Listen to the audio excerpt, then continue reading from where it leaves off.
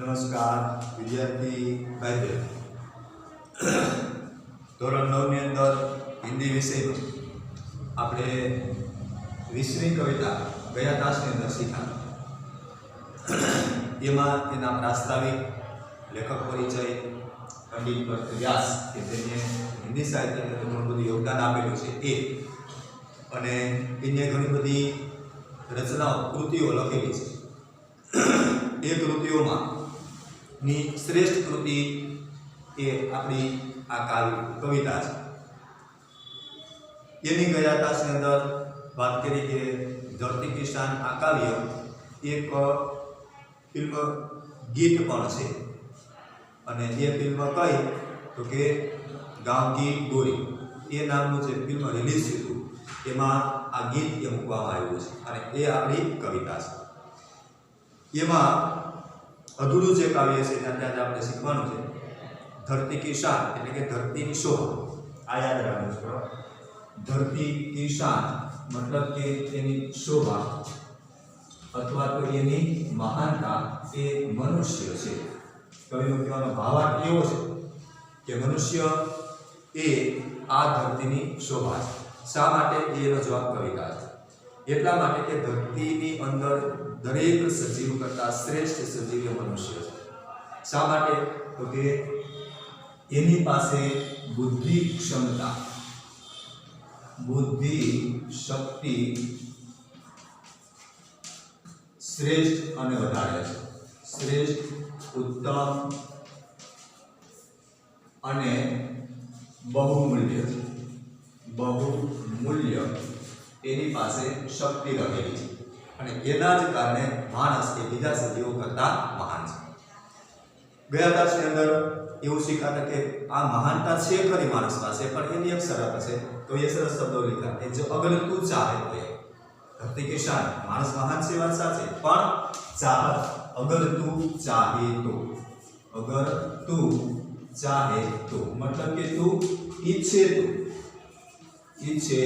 તો માણસ જો ધારે તો મહાન બની શકે છે। એટલે આપણી ઈચ્છા શક્તિ છે ને પ્રબળ હોવી જોઈએ કે ભાઈ મારે બનવું જ છે, મારે આ કામ કરવું જ છે, અથવા તો મારે આ સિદ્ધિ હાંસલ કરવી જ છે, તો માણસ કરે છે। માણસ માટે કોઈ જ કાર્ય અશક્ય નથી, એવું કવિનું કહેવાનું છે। અને પ્રસ્તાવિકની અંદર પણ લખેલું છે કે માણસ માટે કોઈ પણ કામ અશક્ય નથી। એનું કારણ એ છે કે બુદ્ધિ ક્ષમતા એની પાસે અપાર છે, અને એટલા માટે દરેક કામ માણસ માટે શક્ય છે।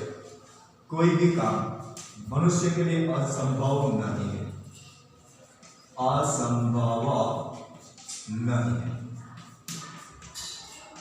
कोई भी कार्य मानस माटे अशक्य नहीं, मतलब कि सभी कार्य सिद्ध कर सकते हैं। सभी कार्य मनुष्य ए सिद्ध करी सके, सिद्ध कर सकते हैं। मानस के दरेक काम के अंदर सफलता मेळवी शके छे। આવી એની ઈચ્છા પ્રબળ હોવાની આપેલી એની શરત છે। જો કાર્ય અધૂરું છે ત્યાંથી એમાં પેલા પેરેગ્રાફની અંદર ગયા તાસની અંદર આપણે શીખાતા એના પછી બીજા પેરેગ્રાફની અંદર કવિએ એવું કીધું છે કે નયનો में ज्वाल तेरी गति में भूचाल। नयन એટલે કે આંખ, માણસની આંખની અંદર નયનો में ज्वाल, નયન એના પર્યાયવાચી શબ્દો છે આંખ, લોચન, આંખ અથવા તો લોચન, નયન, આ બધા એના પર્યાયવાચી શબ્દો છે। એની અંદર તેજ છે, એનો કહેવાનો મતલબ એવો છે નયનો में ज्वाल, જ્વાલ એટલે આમ તો જ્વાળા થાય, શક્તિ થાય, આગ થાય, અગ્નિ થાય, પણ માણસના અર્થની અંદર એ પ્રબળ શક્તિ છે। मानसनी आंख के अंदर आंखों में ज्वाला, आंखों में तेज, कुछ करने की भावना, कुछ कर दिखाने की इच्छा, એટલે કે જ્વાળા છે એના નયનની અંદર, એની આંખોની અંદર એટલું તેજ છે। તેરી ગતિ में भूचाल, તો જે ચાલે છે એની અંદર ભૂચાલ છે। ભૂચાલ આમ તો ભૂચાલનો અર્થ શું કહેવાય એવું થાય કે ધરતીકંપ, ભૂ એટલે ધરતી, ચાલ એટલે ચલિત થઈ જાવ, ડગી જાવ, વળી જાવ, ભૂચાલ એટલે ધરતીકંપ, પણ આ ધરતીકંપના અર્થની અંદર કવિ આ શબ્દ પ્રયોજ્યો નથી. ભૂચાલ એટલે કે તારી અંદર એટલી ખુમારી છે, તારી અંદર એટલું નૂર છે, તારી અંદર એટલી શક્તિ છે કે તું હાલે તો ધરતીને ધ્રુજાવી શકે છે. મતલબ કે એની અંદર એટલી પ્રબળ તાકાત રહેલી છે માણસની અંદર, એટલે ભૂચાલ શબ્દ લખ્યો છે. ભૂચાલ તેરી છાતી में छिपा महाकाल, તારા હૃદયની અંદર મહાકાળ એ છુપાયેલો છે. તો મહાકાળ શબ્દ એટલે કે એની અંદર અગાધ શક્તિ છે. માણસની અંદર એ મહાકાળ, આમ તો કાળ એટલે સમય છે, મહાકાળ એટલે વિકરાળ સમય, ગમે એવા સમયને સમાવી લેવાની ક્ષમતા માણસના હૃદયની અંદર છે, એવો એનો કહેવાનો મતલબ છે. એટલે કે માણસ ધારે તે કામ કરી શકે છે, માણસની અંદર અપાર શક્તિ છે, માણસ એ મહાકાળ છે. એટલે માણસના હૃદયની અંદર એટલી તાકાત, એટલી શક્તિ, એટલી ઈચ્છાઓ એ ભરેલી છે કે એ ધારે તે કરી શકે છે. તેરી છાતી में छिपा महाकाल है, पृथ्वी के लाल तेरा हिमगिरी सभा, આ પૃથ્વીના શ્રેષ્ઠ સજીવ તરીકે એને માણસને નવાયો છે. માણસને એને એવું કીધું છે કે તું પૃથ્વી કા લાલ છે, પૃથ્વી કા લાલ. લાલ આપણા તો લાલના શબ્દની અંદર વાપરતા શબ્દ પ્રયોજતા હોય, લાલી જે વ્યક્તિ હોય તેના માટે લાલ શબ્દ આપણે. એટલા બધા સજીવો છે, એ બધા સજીવોમાં માણસ આ પૃથ્વી ઉપર એનો લાલ છે. એટલે કે મનુષ્યને સંબોધીને લાલ શબ્દ લખ્યો છે. મનુષ્ય એ આ ધરતીનો લાલ છે અને એનું વિશાળ કપાળ છે. જો ભાલ શબ્દ લખ્યો છે, એટલે ભાલ એટલે કે કપાળ, વિશાળ એટલે મોટું, ભાલ મતલબ કે એનું જે કપાળ છે, કપાળ એ વિશાળ છે, એટલે કે એની શક્તિ મહાન છે, શક્તિ મહાન છે. એની બુદ્ધિ એ શ્રેષ્ઠ છે. મતલબ કે આપણા મસ્તકની અંદર, આપણા કપાળની અંદર રહેલી તાકાત, એ શક્તિ એ બીજા સજીવો કરતાં વધારે છે. ઘણા બધા સજીવો આ પૃથ્વી ઉપર વિચરણ કરે છે, એ બધાથી શ્રેષ્ઠ મનુષ્ય છે. એ કવિનો મૂળ તો કહેવાનો અર્થ એ છે.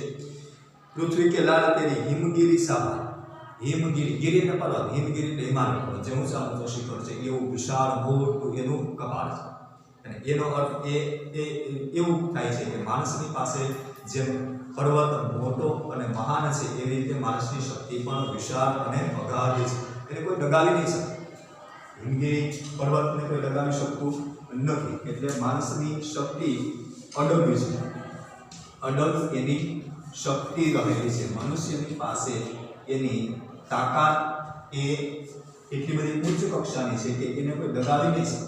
જેવી રીતે હિમગીરી, ગીરી એટલે પર્વત, હિમ એટલે હિમાલય પર્વત જેમ ડગતો નથી અને મોટો અને મહાન છે, એવી રીતે માણસના કપાળ મોટું છે, એની શક્તિને કોઈ દગાવી શકતું નથી અને એટલા માટે એ મહાન છે. હિમગીરી સાબાલ તેરી ભ્રુકુટી में तांडव का ताल, ભ્રુકુટી મતલબ કે આંખની ઉપરનો જે આપણો ભાગ છે એ ભ્રુકુટી છે. અને ભ્રુકુટીની અંદર તાંડવ એ નૃત્યનું નામ છે. એ દરેક પ્રકૃતિના તત્વોને વશ કરી શકે છે. એનો કહેવાનો મતલબ એવો છે તાંડવ કા તાલ, એની અંદર અગાધ શક્તિ પડેલી છે અને તાંડવની જેમ એ નૃત્ય કરવાની શક્તિ ધરાવે છે અને કરાવવાની પણ શક્તિ ધરાવે છે. બીજાની પાસે આવું તાલ એ કરાવી શકે પણ છે. जिनको तू जान जरा शक्ति पहचान, मानसे खुदे पोते पोतानी शक्तिने जानવું જોઈએ. स्वयं खुद को पहचान, खुद को पहचानना, पहचानना, मानसे खुदे પોતાને ઓળખવા જોઈએ. તો તમારી નોટમાં લખતા હતા, થોડું પેલો બધું તમારી નોટમાં લખી દેજો. જો निज को तो जान जरा शक्ति पहचान. निज એટલે स्वयं, खुद પોતે. निज, निज मतलब के स्वयं अथवा तो खुद, खुद मतलब के પોતે. માણસે પોતે પોતાની શક્તિને ઓળખવી જોઈએ. આપણે આપણી અંદર પ્રબળ આત્મવિશ્વાસ હોવો જોઈએ.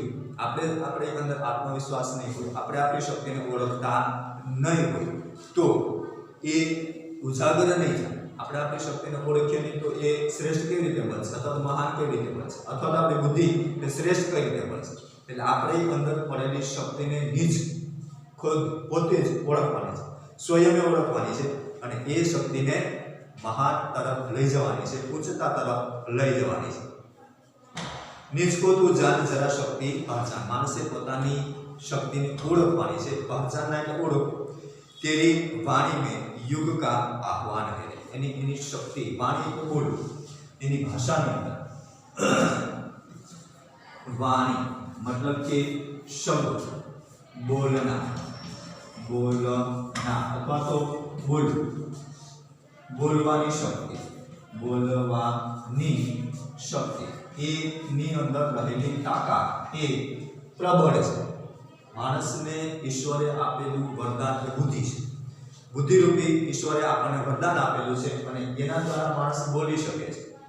અને બોલવાની એટલી બધી માણસ પાસે તાકાત છે કે એ તાકાતના કારણે ઘણા બધા વ્યક્તિઓ એ બીજા વ્યક્તિઓને પણ ઘણી બધી ઉચ્ચતા તરફ લઈ જાય છે. માત્ર બોલીને વાણીની અંદર ઘણી બધી તાકાત સમાયેલી છે. એટલે ઉચ્ચ કક્ષાની તાકાત બોલીને માણસ એ પ્રદર્શિત કરી શકે અને બીજાને શ્રેષ્ઠતા તરફ લઈ જઈ શકે છે.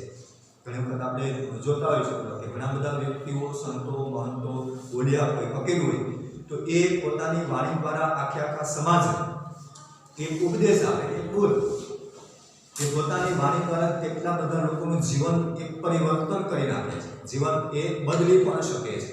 એટલી તાકાત માણસની વાણીની અંદર રહેલી છે. બીજાના જીવનને સુધાર તરફ, સારી જિંદગી જીવવા માટેની પ્રેરણા પણ આપી શકે છે. એટલી ઉચ્ચ કક્ષાની વાણી અને વાણીની તાકાત એ માણસની પાસે રહેલી છે. અને એટલા માટે કીધું કે વાણીની મહાનતા એ માણસની મહાનતાને વધારે છે.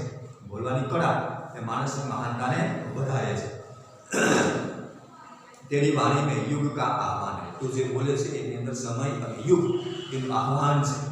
એ ભાષાની અંદર, એ વાણીની અંદર, શબ્દોની અંદર, એ બોલવાની અંદર એ યુગને બદલવાની તાકાત છે. આપણી ભાષામાં કહીએ યુગને પણ પલટાવી શકે છે, યુગને પણ બદલી શકે છે. એટલી તાકાત એ માણસની વાણીમાં રહેલી છે. ચલો પેલા ધરતી સા દિલ તું હે અગ્નિ સા વીર. માણસની અંદર આ એક ગુણ હોવો જોઈએ. એવું લખ્યું છે ધરતી સા ધીર, મતલબ કે માણસની અંદર ધૈર્ય હોવું જોઈએ, મતલબ કે ધીરજ હોવી જોઈએ. ધીરજ. માણસ જો ધીરજ રાખે તો ઘણી બધી આપત્તિ, ઘણા બધા સંકટ, ઘણી બધી મુશ્કેલીમાંથી બહાર આવી શકે. ધીરજ માણસને હોવી જોઈએ અને રાખવી જ જોઈએ. ઘણી બધી વખત એવું બનતું હોય કે ભાઈ આ આપત્તિ આવે, મુશ્કેલી આવે. માની લો કે આ કોરોના વાયરસ છે. કોરોના વાયરસ એ આખા વિશ્વમાં અત્યારે ફેલાઈ ગયો છે. તો એ વિશ્વની અંદર ફેલાઈ ગયેલી મહામારીના કારણે આપણે એમાંથી ધીરજ રાખવાની, સેફટી રાખવાની અને એના કારણે ધીમે ધીમે સમય પાછો એ નીકળી જાય એટલે પાછો વ્યવસ્થિત જીવન જીવવાનું ચાલુ થઈ જાય. આનું નામ ધીરજ છે. એટલે ધીમે ધીમે કરતાં જેમ દિવસ પછી રાત્રિ, રાત્રિ પછી દિવસ, તડકા પછી છાંયો, છાયા પછી તડકો, આ ચક્ર જેમ હાલે છે એવી જ રીતે માણસની જિંદગીમાં સુખ, દુઃખ, આપત્તિ, સંકટ, આનંદ, પ્રમોદ આ બધું જ બદલાયા કરતું હોય છે. એટલે જ્યારે દુઃખ આવે ત્યારે ધૈર્ય રાખવું જોઈએ માણસ. એવું કહે છે કવિ, ધીરજ રાખવી જોઈએ, નાસીપાસ થવું નહીં જોઈએ, હિંમત હારવી નહીં જોઈએ. ધીરજ રાખે એટલે સમય વયો જવાનો છે દુઃખનો અથવા આપત્તિનો, એટલે ફરી વખત પાછું એના જીવનમાં સુખ આવશે. એટલે ધરતી છે એને ધરતીનું ઉદાહરણ, ધરતી સાથી. આ ધરતીને તો કેટલા બધા સજીવો ખૂંદે છે, કેટલી બધી એની ઉપર આ આપત્તિઓ આવે છે, છતાં પણ સહન કરેલી છે. ટાઢ હોય, તડકો હોય, વરસાદ હોય, સજીવો એની ઉપર વિચરણ કરે છે, છતાં પણ એ સહન કરે છે. એ ધૈર્યનું પ્રતીક છે ધરતી છે. એમાંથી આપણે ગુણ શીખવાનું. માણસે પણ ધરતીની છે ધીરજ રાખવી જોઈએ, ધૈર્ય રાખવું જોઈએ. ધીરજ એ માણસનો શ્રેષ્ઠ ગુણ છે અને માણસને મહાન બનાવી શકે છે. એમાંથી ઉડી જાય છે, દુઃખ અથવા તો આપત્તિમાંથી બહાર આવી જાય છે. અગ્નિ સા વીર. અને માણસની અંદર અગ્નિ છે ને એ તેજનું પ્રતીક છે. અગ્નિ લીધું એટલે મતલબ કે આગ, અગ્નિ એ તેજનું પ્રતીક છે. એટલા તેજ માટે લખ્યું છે. તેજ મતલબ કે શક્તિ. માણસની પાસે અગાધ શક્તિ છે. આગ જેટલી તાકાત છે માણસની પાસે. આગ જેમ પ્રજ્વલિત થઈને ચારે બાજુ જે પ્રકાશ પાથરે એ રીતે માણસની શક્તિ એ બહાર અને એનાથી આસપાસ એ જ્ઞાનરૂપી પ્રકાશ પાથરે છે. અને એ જ્ઞાનરૂપી પાથરેલો પ્રકાશ કેટલા બધા વ્યક્તિઓને, માણસોને, અન્ય સજીવને એ હિત, એનો લાભ અને એના હિતમાં ઘણી બધી સુવિધાઓ ઉપલબ્ધ કરી દે છે. માણસ ખુદ પોતે પોતાના માટે સુવિધાઓ ઉપલબ્ધ કરે છે અન્ય સજીવોનું પણ એ હિત કરે છે, બીજાનું પણ ભલું કરવું છે એવી તેજની ભાવના, એટલી શક્તિ પ્રબળ એની અંદર પડેલી છે. અગ્નિની જે આમ તો તેજ અગ્નિ, એનો બીજો શૌર્ય પણ થાય છે. શૌર્યવાન માણસ હોવો જોઈએ એવું કહે છે. ઢીલો કચો માણસ નહીં હોવો જોઈએ, શૌર્યવાન શક્તિશાળી માણસ હોવો જોઈએ. અગ્નિની જે તેજ હોવો જોઈએ, નૂર હોવો જોઈએ, એની અંદર કુમારી હોવી જોઈએ. અને એ કુમારીના કારણે માણસને મહાનતા તરફ જાય છે, મહાનતાને પ્રાપ્ત કરી લે છે. તું જો ચાહે તો કાલ કો ભી થામ લેજો. તું જો ચાહે એને વારંવાર લખ્યું છે. પાછો શબ્દ લખ્યો તું જો ચાહે, અગર જો તારી ઈચ્છા હોય, તું ધારે તો, ચાહે તો. અને એટલા માટે એને વારંવાર આ શબ્દનો પ્રયોગ કરે કે જો તું ચાહે તો, જો તું ધારે તો. કાલ કો ભી થામ લે, સમયને પણ બંધ કરી શકે છે. સમયને આમ તો સમયની પ્રતીક્ષા અથવા તો સમય ક્યારેય કોઈની પ્રતીક્ષા કરતો નથી ને સમય ક્યારેય કોઈ રોકી શકતું નથી. સમયને આપણે અટકાવી પણ શકતા નથી. આ તો હકીકત છે. સમય ક્યારે આપણે મુઠ્ઠીમાં બાંધી શકતા નથી. એ જતો રહેવાનો છે તો જતો જ રહેવાનો છે.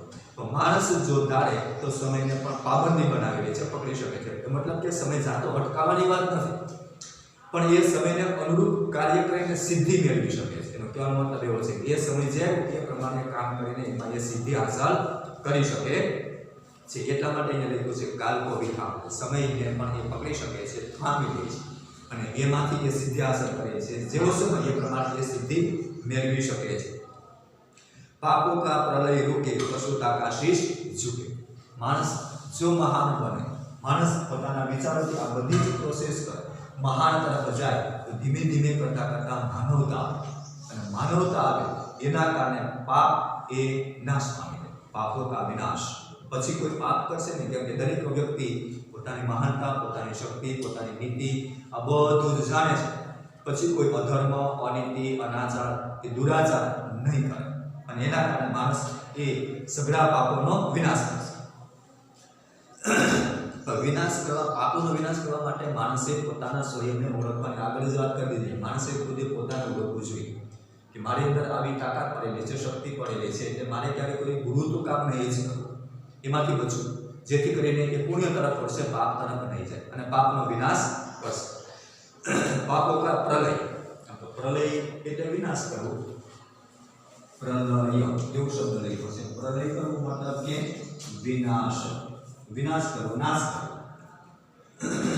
વિનાશ કોનો? તો કે પાપો કા વિનાશ. પાપો કા નાશ કરતા, નાશ કરના. પાપ નો સંપૂર્ણ નાશ થવું જ નહીં જોઈએ. અને માણસ ધારે તો આને અટકાવી શકે છે, પાપ થતા એ રોકી શકે છે, અટકાવી શકે છે અને સંપૂર્ણ એનો વિનાશ કરી શકે છે અને સંપૂર્ણ માનવતા એ ઉજાગર કરી શકે છે. તું જો ચાહે તો કાલ કો ભી થામ લે, પાપો કા પ્રલય રૂકે, પશુતા કા શીશ ઝુકે. અને ધીમે ધીમે માણસની પશુતા એટલે ક્રૂર વૃત્તિ, પશુતા શબ્દ લેખો એનો અર્થ એ થાય કે માણસની ક્રૂર વૃત્તિ, પશુતા કા શીશ ઝુકે. પશુતા એટલે માણસની અંદર રહેલી ક્રૂરતા, પશુતા એ રૂકે. રૂકે કહેવાય કે પછી માણસ એ પશુની જેમ વર્તન નહીં કરે, મતલબ કે પાપ નહીં કરે, કોઈનું અહિત નહીં કરે, કોઈનું બુરું નહીં કરે, કરશે તો કોઈનું ભલું કરશે, પોતાની શક્તિથી બીજાનું હિત કરશે, કોઈનું ભલું કરશે, કોઈને મદદ કરશે, માનવતા ઉજાગર કરશે. પણ એ ક્યારેય પાપ કરશે નહીં, પશુતા નહીં આવશે. મતલબ કે પાપ નહીં કરે, ધીમે ધીમે પશુતાનું શીશ એટલે મસ્ત ઝૂકી જાય. મતલબ કે પાપ કરનાર દરેક તત્વો એ ઝૂકી જાય, પુણ્ય કરનાર પક્ષ વધી જાય અને પાપનો વિનાશ થાય. એટલે માણસ એટલા માટે મહાન છે. ઘણા બધા સંતો, મહંતો, એટલા ફિલોસોફરો, તત્વચિંતકોએ આ જગતને બદલાય નહીં, પોતાના વિચારો આપી અને ઘણા બધા આખા સમાજને પોતાના વિચારો સમાજની અંદર વહેતા મૂક્યા, પુસ્તકો લખીને, બોલીને, એની સભાઓ યોજીને કે માણસના જીવનની અંદર શું હોવું જોઈએ એ એને પ્રસ્તુત કર્યું, રજૂ કર્યું. અને એના કારણે પશુતામાંથી માણસ બહાર આવ્યો અને માનવતા તરફ ગયો. અને માણસ સુસંસ્કૃત થઈ ગયો, અને સુસંસ્કૃત થઈ ગયો એટલે પાપનો વિનાશ થયો. તું જો અગર હિંમત સે કામ લે, गुरु सा मतिमान, पवन सा तू गतिमान, तेरी नभ से भी ऊंची उड़ान है. पापनो नाश અને ધર્મની સ્થાપના એની બે વાત થઈ. એટલે પશુતાનો અંત માનવતાની સ્થાપના. આ માણસનું કામ છે, આ માણસની મહાન છે. એટલા જ માટે કવિ અહીં લખ્યું છે કે ધરતી કે શાન. માણસ એટલા માટે મહાન છે કે માનવતા ઉજાગર કરવો, પશુતાનો વિનાશ કરવો અને માણસની એ સંપૂર્ણપણે માનવતા ઉજાગર કરવી. આ એની મૂળ હેતુ અથવા તો મૂળ એનો ભાવાર્થ. આગળ તું જો અગર હિંમત से काम ले, માણસ જો ધારે હિંમતથી જો કામ લે માણસ, તો આ બધું જ એના માટે શક્ય છે. એનો કહેવાનો અર્થ છે માણસે હિંમત રાખવી જોઈએ. હિંમત રાખવી, માણસે પોતાની અંદર તાકાત બતાવી અને હિંમતથી કામ લેવું જોઈએ. અને એ હિંમતથી લીધેલું કામ માણસને સફળતા તરફ લઈ જાય છે. અને એ ના જ કારણે હિંમત હારવી નહીં. એનો કહેવાનો મતલબ છે ક્યારે હિંમત હારવી નહીં અને હિંમતથી જ માણસે કામ લેવું. હિંમત હશે તો માણસ દરેક કાર્યની અંદર સિદ્ધિ મેળવશે. હિંમત રાખના એનાથી શું થશે તો કે કાર્ય સિદ્ધિ, મતલબ કે એને સફળતા મળશે. કાર્ય સિદ્ધિ કરવી એટલે માણસે હિંમત તો દાખવવી પડશે. હિંમતથી માણસ એ કોઈ પણ કામ સિદ્ધ કરી શકે છે, શ્રેષ્ઠતા તરફ જઈ શકે છે. છેલ્લી બે લીધું गुरु सा मतिमान पवन साटू गतिमान तेरी नगर से भी ऊंची उड़ान है. गुरु सा मतिमान, आम तो गुरु એટલે મોટું થાય. ઘણી બધી સંજ્ઞાઓની અંદર આવતું હોય છે કે ગુરુ એટલે મોટું, લઘુ એટલે નાનું. તો આ ગુરુનો અર્થ એટલે કે મહાનતા.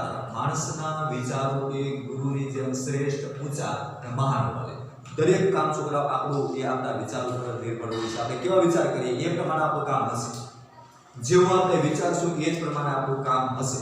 સારું વિચારશું, મહાન, ગુરુ એટલે મોટા, મોટા વિચાર કરશું મતલબ કે સારા વિચાર કરશું, મહાન વિચાર કરશું તો ધીમે ધીમે મહાનતાના ગુણ આપવામાં આવશે. નબળા વિચાર કરશું તો ધીમે ધીમે આપણે નેગેટિવ વૃત્તિ આવશે. આપણે નકારાત્મક તરફ જવાના, અથવા તો જે પશુતાએ કંઈ કીધું છે એને નાશ કરવાનો છે તો આપણે એ તરફ જવાના. પણ જો સારા વિચારો કરશું, હકારાત્મક વિચારો કરશું, ગુરુ સા મોટા મહાન વિચાર કરશું, શ્રેષ્ઠ વિચાર કરશું તો ધીમે ધીમે આપણું જીવન એ શ્રેષ્ઠતા તરફ જશે. અને આપણા વિચારોને અનુરૂપ જ આપણું કામ હોય છે. જેવું આપણે આખો દિવસ વિચારતા હોઈએ છીએ એવું જ આપણે કામ કરતા હોઈએ છીએ. આ નિશ્ચિત બાબત છે. કામ તો પછી કરીએ. વિચાર આપણા મગજની અંદર પહેલા આવી જતો હોય, એનો પ્લાન આપણા મગજની અંદર પહેલા ફિટ થઈ જતો હોય, પછી આપણે કામ કરીએ. વિચાર પહેલા આવે, કામ પછી.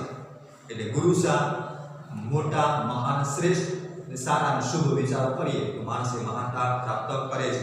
મતિ એટલે બુદ્ધિ. ગુરુ સા મતિ માનતું, ગુરુની જેમ બુદ્ધિશાળી. મતિ એટલે બુદ્ધિ, બુદ્ધિવાળો તું છે. પવન સાતું ગતિમાન, પવનની જેમ તેજ ગતિ છે. એટલી તેજ ગતિ એ માણસની પણ છે. અને આજે આપણે જોઈએ પણ છે કે માણસની પાસે પાંખો નથી પણ ઉડે છે. પહેલા દાસને આપણે શીખી ગયા તમે ઉદાહરણ આપ્યું કે પાંખો હોય ઉડવું એ તો કુદરતી પ્રક્રિયા છે. વગર પાંખે ઉડવું આકાશની અંદર અત્યારે માણસ ફરે જ છે. આ માણસની સિદ્ધિ છે, આ માણસની સફળતા છે, આ માણસની મહાનતા છે. એટલા માટે કહે છે કે પવનથી પણ તારી ગતિ એ વધારે છે. પવન સુસવાટામાં જતો હોય એને કોઈ સીમાડાઓ નડતા નથી, એને કોઈ હદ ગણતી નથી. ગમે ત્યાંથી પવન એ જતો રહે છે, એની ગતિ વધારે હોય. એની જ જે માણસની પણ પવનની જેમ ગતિમાન છે. એ રોકાતો નથી. માણસ પરિવર્તનશીલ છે. દરેક ક્ષણે એનું જીવન બદલાયા કરે અને સતત ને સતત એ વિકાસ કરી દે છે. ગતિમાન જેવું એટલે વિકાસ કરે. આગળ ને આગળ માણસનું જીવન એ શ્રેષ્ઠતા તરફ એ લઈ જાય છે. તેરી નભ સે ભી ઊંચી ઉડાન. છેલ્લી રીતમાં એવું કીધું કે તારી ઉડાન આકાશથી પણ ઊંચી છે. નભ સે ભી ઊંચી ઉડાન મતલબ કે તારી જે ઉડવાની ક્ષમતાઓ છે એ આકાશ કરતા જો એક ઉદાહરણ આપેલું છે કે નભ મતલબ કે આકાશ, ગગન, આકાશ અથવા તો ગગન એના કરતા પણ તારી ઉડાન એ ઊંચી છે, વધારે છે. એનો કહેવાનો અર્થ એ થાય કે આકાશને પારવાની, આકાશ અત્યારે આપણે જોઈએ છે કે આ વૈજ્ઞાનિકો છે એ લગભગ દરેક બ્રહ્માંડના દરેક ગ્રહની અંદર જવાના પ્રયાસ કરે છે. મંગળ ગ્રહની અંદર જઈ ચૂક્યા છે, ચંદ્ર પર પણ જઈ ચૂક્યા છે. આ માણસ શક્તિ છે, માણસની તાકાત છે. એટલે ધીમે ધીમે કરતાં કરતાં માણસની નભ એટલે કે આકાશથી પણ ઊંચે ઉડી શકે છે. આ બધી જ માણસની મહાનતાઓ છે. પણ આ બધી જ માણસની મહાનતાઓ પોતાના વિચારો ઉપર નિર્ભર છે. ધીમે ધીમે કરતા કરતા આ માણસ એ આકાશની અંદર ઉડવા લાગ્યો અને નભને ચીરી અને ઊંચે પહોંચી ગયો છે. અને અત્યારે આપણે જોઈએ છીએ કે આકાશની અંદર માણસ ઉડે પણ છે અને અંતરિક્ષની અંદર અંતરિક્ષ યાનો પણ છોડ્યા છે. આજે તો વૈજ્ઞાનિકોને આપણે જોઈએ છીએ કે અંતરિક્ષ એવા યાનો છે કે માનવ રહે માણસ એમને ખાલી યાન છોડી દે. આ બધા ઉપગ્રહો ઘણા બધા છોડેલા છે. માણસ પણ અત્યારે આકાશની અંદર જાય છે અને ઘણી બધી સફર કરીને પાછા પૃથ્વી ઉપર સંશોધન કરીને વૈજ્ઞાનિકો આવે છે. આ બધી માણસની મહાનતાઓ છે. માણસની શ્રેષ્ઠ બુદ્ધિ અને મહાનતા તરફના વિચારો એ માણસને મહાન બનાવ્યો છે. એટલા માટે કવિએ કીધું કે બધા જ સજીવો કરતાં માણસ એ આ પૃથ્વી ઉપર મહાન છે. એટલા માટે એને શીર્ષક આપ્યું કે ધરતી કી શાન. કોણ? માણસ. ધરતી કી શાન. કોણ? માણસ. માણસ છે એ આ ધરતીની શોભા છે, ધરતીની શાન છે. કેમ કે એની પાસે એક અગાધ શક્તિ અને અગાધ તાકાત રહેલી છે. આ કાવ્ય આપણે પૂર્ણ કરીએ છીએ. હવે પછીના તાસની અંદર દર રવિવારે આ વિડીયો હિન્દીનો આપણે મૂકતા રહેલા છે. ઓનલાઈન અભ્યાસની અંદર, હોમ લર્નિંગની અંદર. જ્યાં સુધી વિદ્યાર્થી તમારે શાળાએ આવવાનું ન થાય ત્યાં સુધી આ વિડીયોમાંથી અને એની અંદર આપેલા હોમવર્કને ધ્યાનમાં રાખી અને ઘરે બેઠા હોમ લર્નિંગ કરી, લેસન કરી, હોમવર્ક નોટમાં ઉતારી અને આપણું શૈક્ષણિક કાર્ય આપણે ચાલુ રાખવાનું. આજનો ક્લાસ આપણે પૂર્ણ કરીએ છીએ. આ વિડીયોમાંથી પરીક્ષાલક્ષી તૈયારી કરવાની છે, સાંભળી અને એમાંથી તમારે નોંધ કરવાની અને એના પછી જે હોમવર્ક આપેલું હશે એ હોમવર્ક તમારે નોટમાં લખી લેવાનું છે. આજનો ક્લાસ આપણે પૂર્ણ કરીએ છીએ.